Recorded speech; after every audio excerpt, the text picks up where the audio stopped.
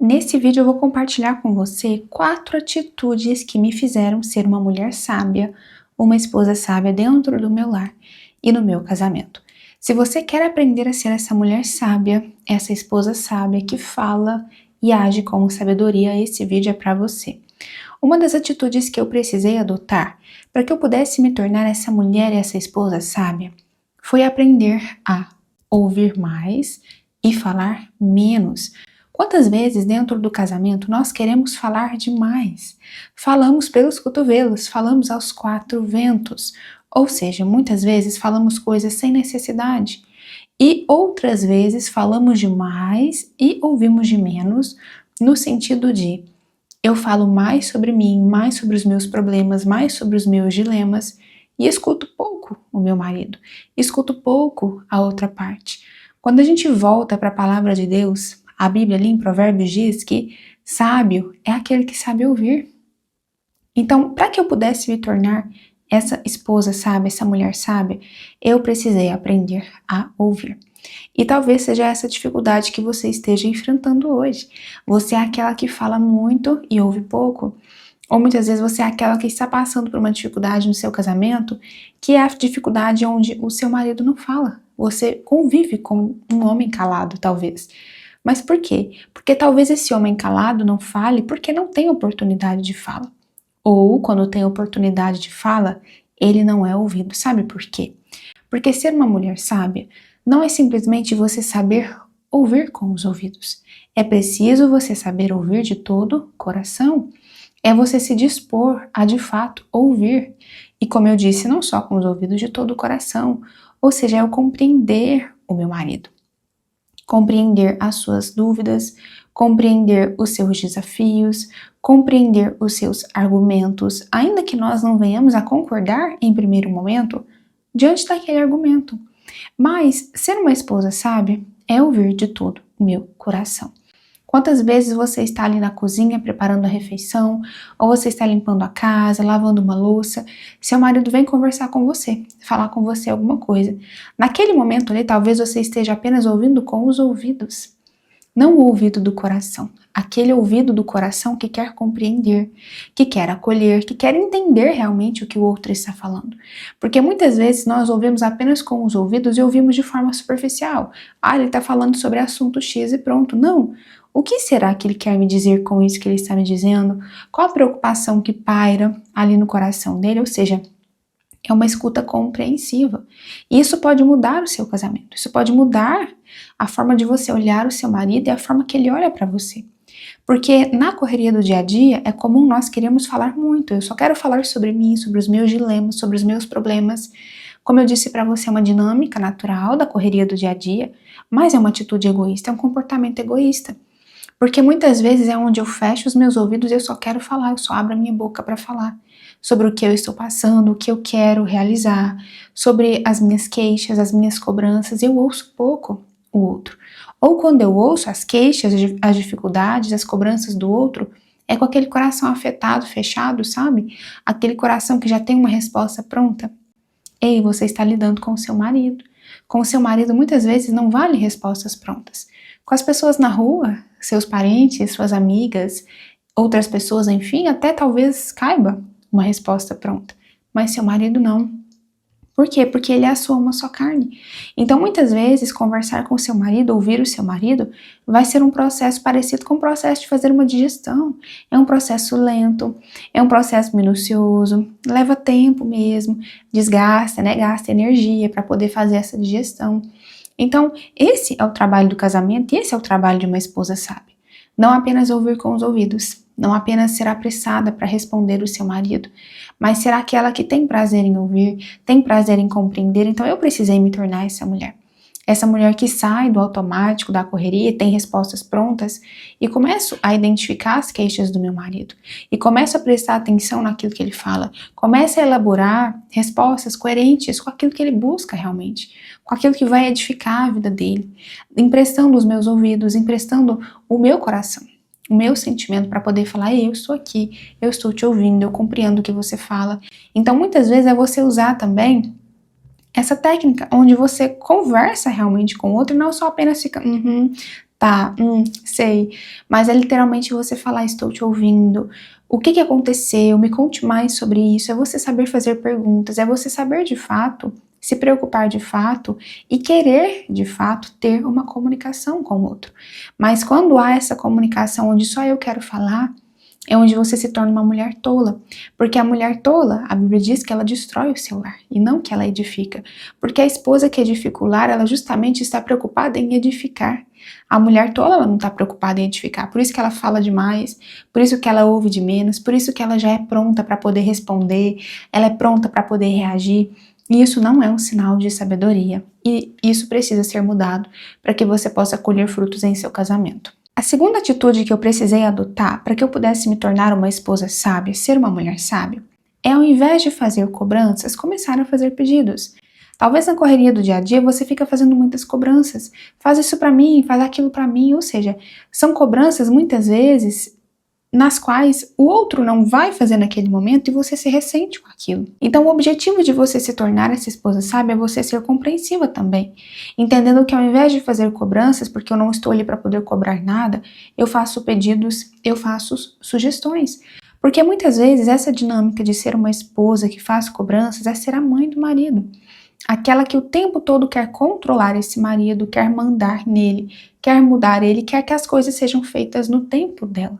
Porque mãe é assim, não é mesmo? Muitas vezes a mãe pede alguma coisa para o filho precisa atender naquele momento porque a sua mãe está pedindo. Mas no casamento não é assim, no casamento nós somos uma só carne, somos uma equipe. Ou seja, eu preciso entender também o tempo do outro, o modo do outro, e se eu preciso de alguma coisa, ao invés de fazer cobranças como uma mãe que está mandando, eu mando e você obedece, eu dou sugestões, eu faço pedidos com amor. Principalmente com muita educação.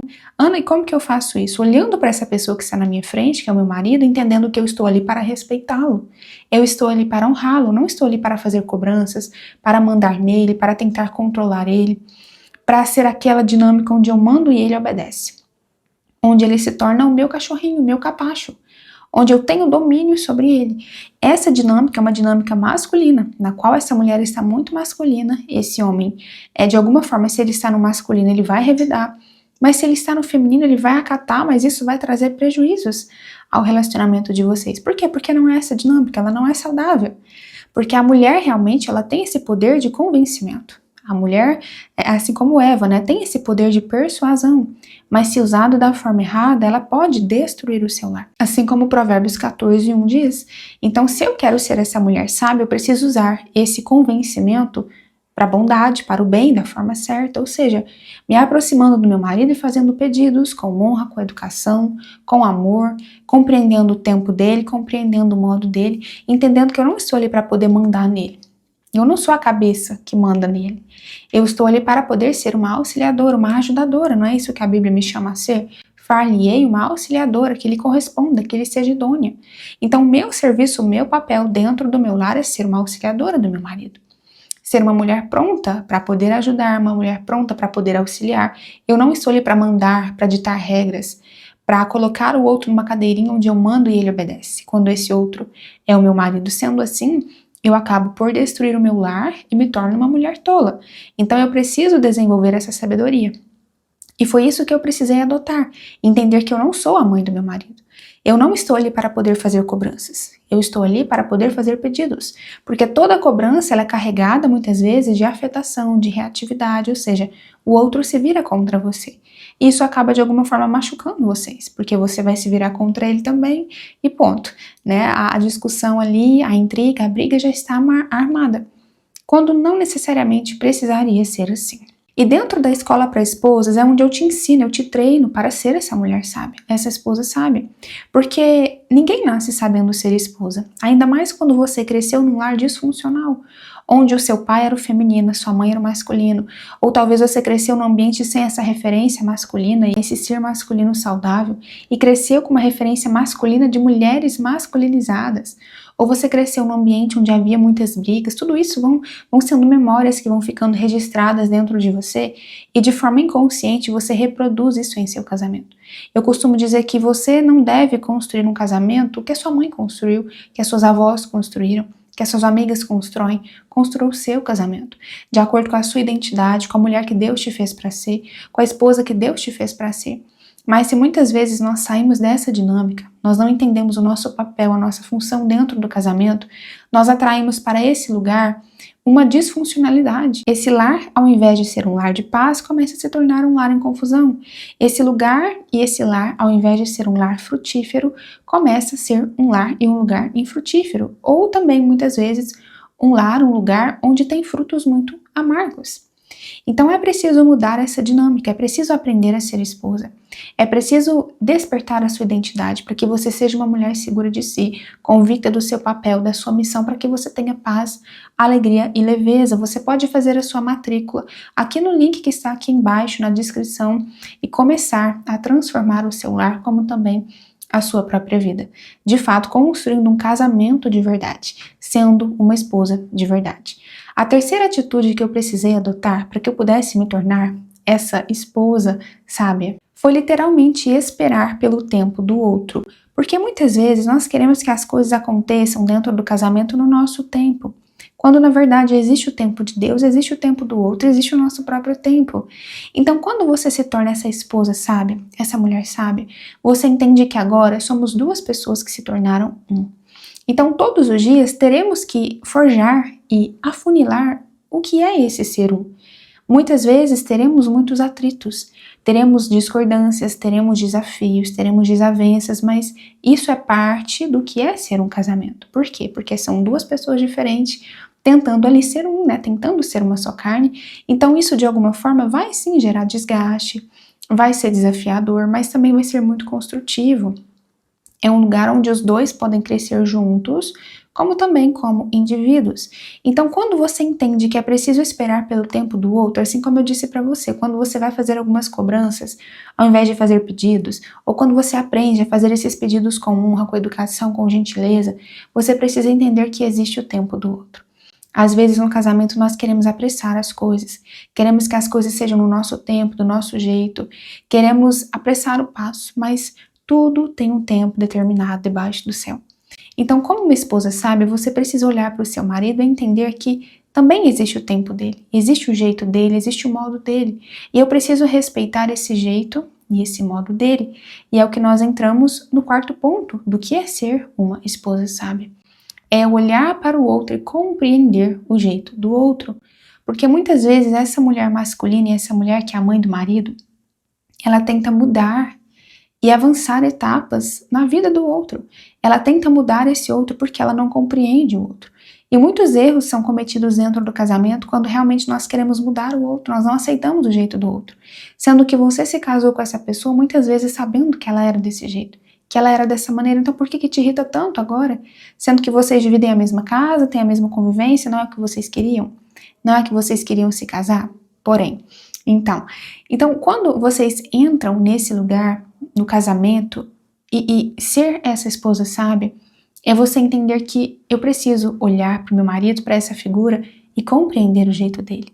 Eu não disse que você precisa aceitar os erros dele, aceitar os pecados dele, é compreender muitas vezes que ele é um ser humano tão falho quanto você. Porque no casamento muitas vezes nós olhamos para o marido e achamos, nossa, ele é defeituoso demais, como se eu fosse perfeita. Não, ele dá problema demais, como se eu não desse problema. Ou seja, nós medimos o outro de acordo com a nossa régua, com a nossa lente, e muitas vezes não vemos o estado da nossa lente, o estado quebrado da nossa régua.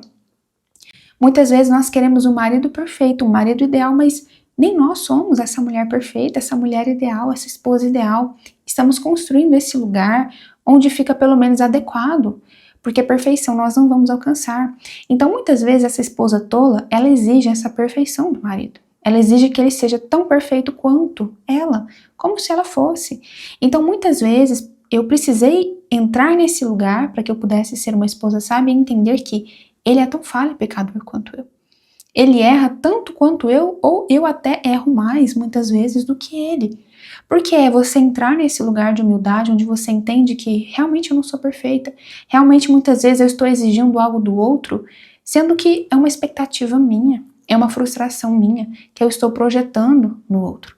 Então, para que você se torne realmente essa esposa sábia, é você respeitar o tempo do outro, é você compreender o modo do outro. E aquilo que está errado, que é literalmente pecado, que não é virtude, a gente vai ajustando, a gente vai conversando, mas sem aquele olhar, aquele dedo de julgamento, de apontamento onde você errou, você é falho, você é isso, você é aquilo, sendo que eu deixo muitas vezes de olhar para mim e eu.